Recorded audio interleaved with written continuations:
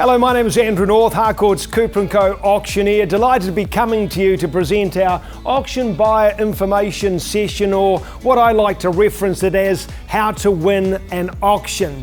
Today we're going to take you through a whole lot of bidding strategies. We're going to talk about the contract, and really all I'm trying to do is demystify the auction process so that if you see a property that you like and it's been taken to auction, you can turn up completely confident of how the auction is going to run, with potentially a few ideas, plans, strategies to work through as well. So throughout the session, we're going to look at a whole lot of aspects involved with auction and auction day, look at the auction contract, go through some strategies to hopefully enhance your chances of winning an auction. But at the same time, if you turn up at an auction and you see somebody else bidding in a particular manner, it might just explain what they're doing or trying to achieve. You may be wondering why everyone is auctioning at the moment. Well, I guess there's a couple of reasons for that. One, pricing a property at the moment incredibly difficult, with properties selling all over the show. Obviously, we've got a lot of our sellers who are hoping the two of you might get into a bidding war and push the price up. But at the same time, that is happening, absolutely. But at the same time, a lot of our sellers are using this as a vehicle to work out what is a fair selling price. Now, if I had you all in the room with me right now, I'd be asking you the question, and this is from a buyer's perspective, as to whether you can think of any benefits for you as the buyer of participating at an auction. And believe it or not, there actually are some. Often when I ask the question, I get a whole lot of confused looks. But I'm just going to go through some advantages that I think potentially you as the buyers have that you may not have even realised exist. So one thing, you only are competing against unconditional buyers. This is significant because a lot of buyers are not in a position to bid on an unconditional basis, still need to do their due diligence, get their finance approved. There's a LIM, a Land Information Memorandum, that we insist all of our vendors supply to the buyer. There's a $300 odd saving there, and that's just a documentation that helps you get in that unconditional position. A lot of people take reassurance about actually seeing other people participating at the auction, although I am finding it at the moment quite interesting. When buyers are on their own, they're getting equally as excited because they're only then competing against the seller. The transparency is a big part and a big benefit for you by participating at an auction. It is the only method of sale where you can see your competition and you know exactly what is happening. When we go through the auction contract, there are sometimes some opportunities to vary the settlement date and also sometimes vary the deposit. Standard deposit is 10%, but for example, if you've only got access to $100,000 as a deposit and your bank's pre-approved you to bid up to 1.2, most of our clients will happily let you or want you to bid to your maximum and will accept that slightly lesser deposit. If when you're looking at the auction agreement and there's no settlement date specified, that does not mean you can choose it. It just means that it probably hasn't been set at that particular moment, so you need to inquire with your agent as to what it is. This is interesting. If you really want the property, you're never going to get pipped by $1,000. And what I mean by that is, I used to manage an office, and I would often go out into the night with what we call a multi-offer situation. That's where I'm presenting two offers that have come in at the same time on the same property. And we tell both of the offerers to put in your highest and best offer, that you may not get a second chance. The number of times I was ringing up the losing offerer and saying, look, thank you for your offer, but unfortunately you came in second place, they've gone with the other offer. And invariably I get asked the question, how much was the other offer? And often I'm saying, well, I can't disclose the number, but you're 30, 40 or 50 off the pace. The number of times when I would tell people that they weren't that far away and they would then say to me, gosh, if only I'd known, I would have paid a little bit more. I certainly didn't want to, but if I knew I had to, I probably would have.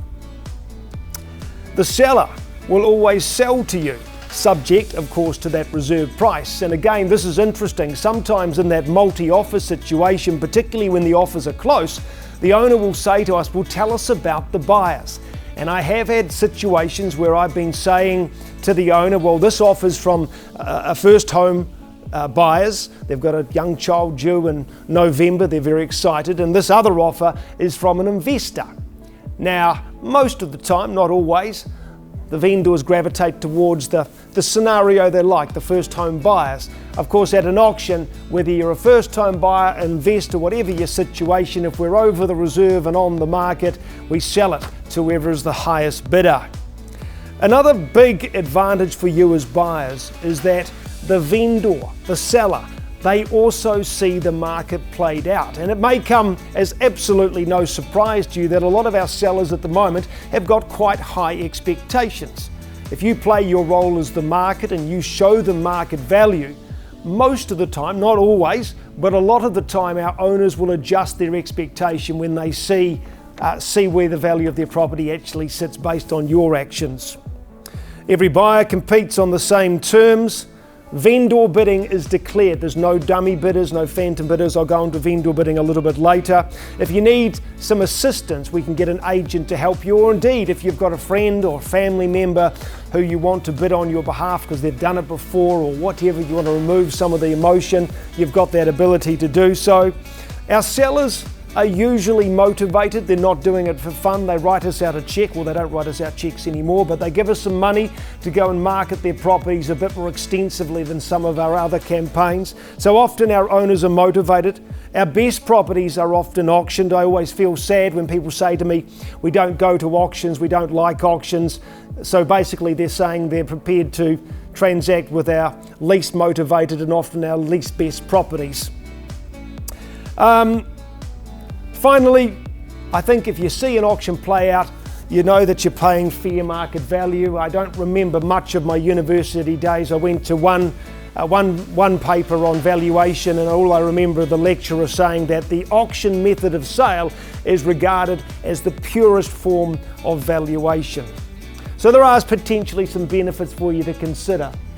The auction contract, it's an important document, it's cash, it's unconditional. As I said, standard deposit in the auction agreement is 10%, and that's due to be paid immediately if you are the successful purchaser. At Harcourts, we get our vendors to give us 1 working day to collect that deposit, but that will vary between different companies. Vendor warranties, you need to have a wee look at vendor warranties and just make sure that they're not crossed out or if there's any changes. You see, sometimes what we find during the campaign is that stuff crops up. A vendor's added a deck and forgotten that they didn't get consent or something to that effect. And so in the auction agreement, you just need to look at the further terms of sale page to see whether there's any issues with the property, to see whether the vendor is contracting them out of the vendor warranties. That may be important for your bank to consider. Best practice guide for auction. This is a guide that's been produced by the Real Estate Institute of New Zealand. It's not legal, it's just best practice. We are a member of the Real Estate Institute of New Zealand. We like the guide and we do use it. The most important components to it are dealing with vendor bidding. So vendor bidding is an owner's legal right to bid at their own auction up to the reserve price. Why would they want to bid at their own auction, you might say? Well, think of a vendor bid as more like a not sell price. So I'm basically saying, ladies and gentlemen, thank you for your starting bid at $800,000. Would somebody like to bid me $850,000? If nobody's prepared to bid me $850,000, I am prepared to tell you that at $850,000 the vendor is not selling. They are happy to stay the owner of the property. Would you like to tempt them with something a little grander and a little greater? It is disclosed. And if you're not sure whether it's a vendor bid or live bid, please ask the auctioneer. We won't make you feel foolish. We want you to be fully aware and exactly clear of what you're doing and what the situation is. Clause 3.14 deals with what happens if the property is not sold. Now, typically, if we don't get to the reserve price, the auction will pause. And the auctioneer might come to you and say, look, you're doing a great job, but our owner's expectations are a little higher.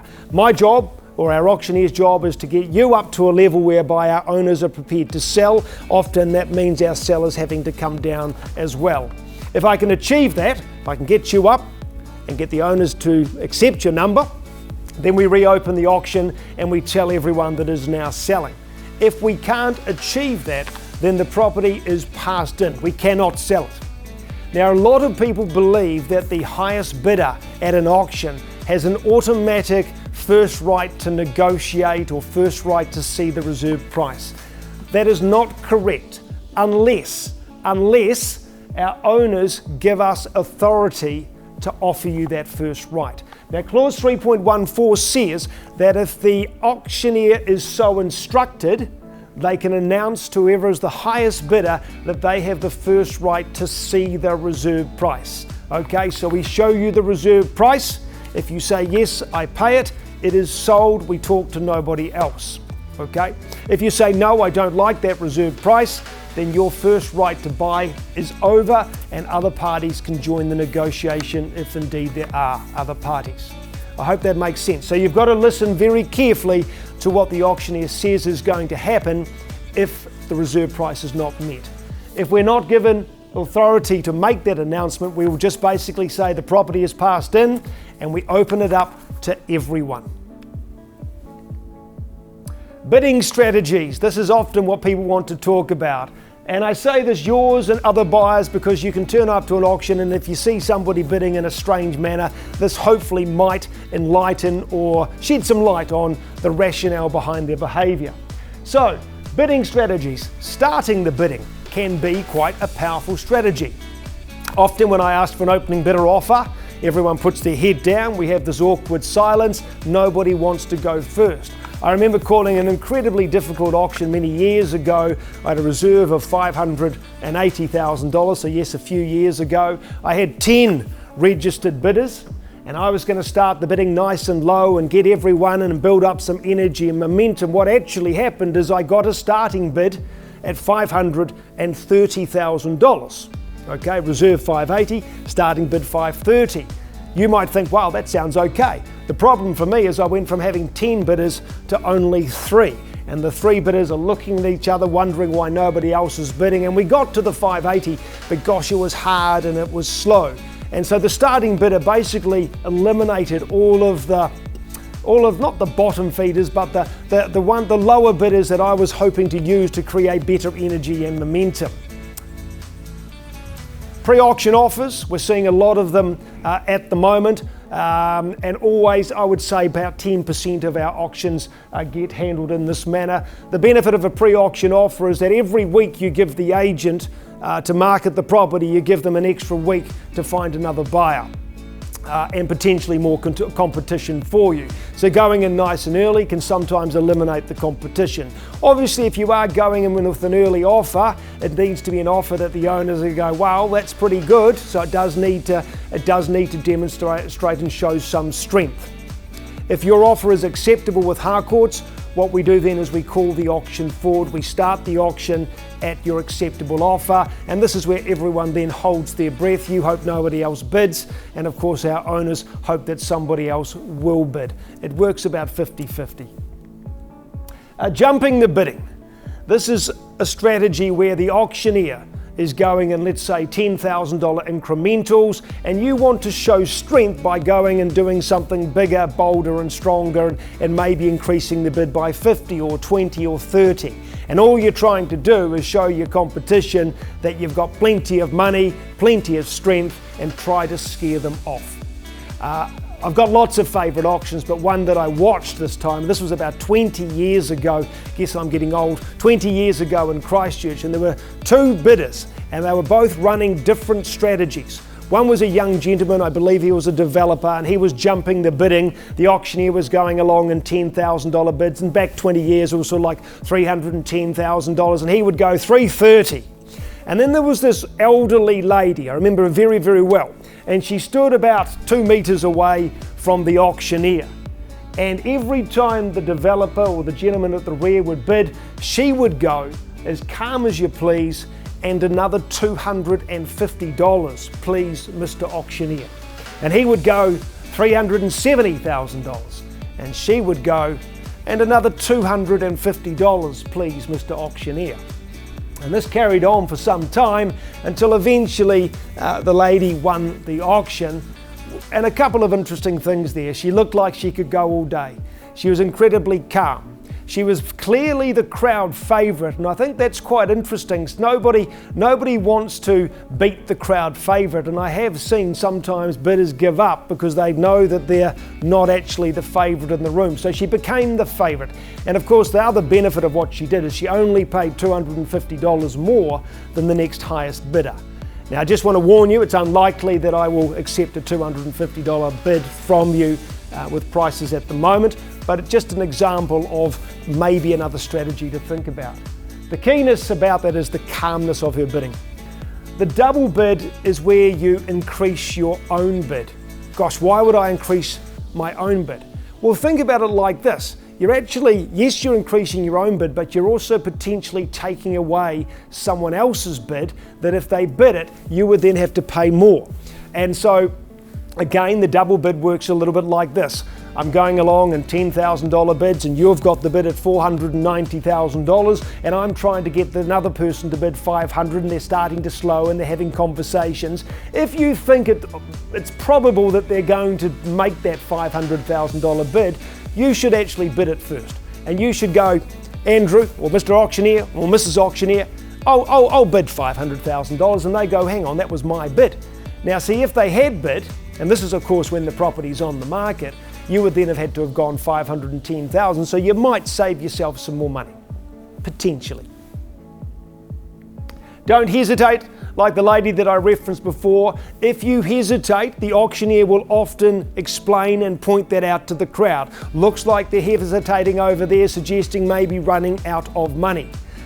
One interesting thing I've observed with couples, when they bid, quite interesting. Usually they don't talk to each other until they run out of money. And so whoever's assigned to do the bidding, let's assume, doesn't matter, let's assume the gentleman, he's going to do the bidding, and the two couple, they stand side by side, gentleman bids, gentleman bids, gentleman bids, and then what happens is when they get to the number that they've discussed that he was going to bid to, you'll see him pause and have a little bit of a check-in and a conversation with his partner. So again, if you're a couple, you want to try and eliminate those situations, because bear in mind, it is all public. Unusual numbers. One of our auctioneers thinks that if you can throw out of an unusual number, you might kill the momentum, you might confuse the competition. I haven't seen this one work particularly well, but again, we just put it in the mix for you to consider. Who knows, one day it might. We ask everyone to work out their three prices, and what I mean by three prices is the price you'd love to buy the property at, the price you think it's probably worth, and what you might go to. And this is sort of where we see if you can find some hurt money or fighting money that hopefully you don't need to use, but you've got it up your sleeve just in case. With a lot of our better auctions, they tend to sell for what I call ugly numbers. Like I had an auction on Saturday and it sold for $2,212,000, and everyone was down to $1,000 bids and $500 bids. And see, what I find is that a lot of people will go to the bank and the bank will pre-approve them to $2.2 million or whatever the number is, $1 million. They get pre-approved to these nice round numbers. Our best auctions don't seem to be these nice round numbers, so it's just something for you to think about when you're working out what you might or might not do. Being the last bidder is a really good strategy, whether you're above or below the reserve price. You just get a bit more information if you're below the reserve price, and certainly if you're above the reserve price, well, you're on with your life, you get the keys to the properties, no more open homes, no more weekends. It's a pretty exciting time. Finally, auction day jargon. How long does it take? All of that depends on how quickly people bid. All of that depends on the reserve price and where the seller sets it, so it's hard to give a clear time parameter or indication of time. Obligations on the day, obviously, to sign the auction agreement and pay the deposit. The main jargon that you just need to be mindful of is that a lot of auctioneers, when the reserve price has been met, they will declare the property and say the property is on the market. So for some reason, on the market means we are now selling, despite the property being on the market for the last 4 weeks. That is the terminology we use. I try to what's the word? I try to say, ladies and gentlemen, the property is now on the market, reserve price is met, meaning we are now selling. So I try to emphasize that. But if you're not sure, please ask. And we often do get asked, Andrew, Mr. Auctioneer, is the property on the market? No, not just for the moment, but work a little harder and I'll let you know when it is. So ladies and gentlemen, if you were here in the room, I'd be asking for any questions. You're obviously not, but I do thank you for tuning in, watching. I hope some of what I've discussed today might be of benefit. And of course, all I would say is that with these strategies, if somebody wants it more than you, they've got more money than you, it's probably not going to work. Today is not about helping you underpay or steal properties. It's just hopefully demystifying the process. I thank you for tuning in. If you've got any questions, please do not hesitate to call or contact your local Harcourts consultant. Thank you. So again, I just want to thank you for your instructions. Thank you for the opportunity. I certainly look forward to meeting you. I look forward to working with you on auction day. If between now and auction day, you could have good night's sleep, positive thoughts into the universe, I look forward to meeting with you soon. Thank you.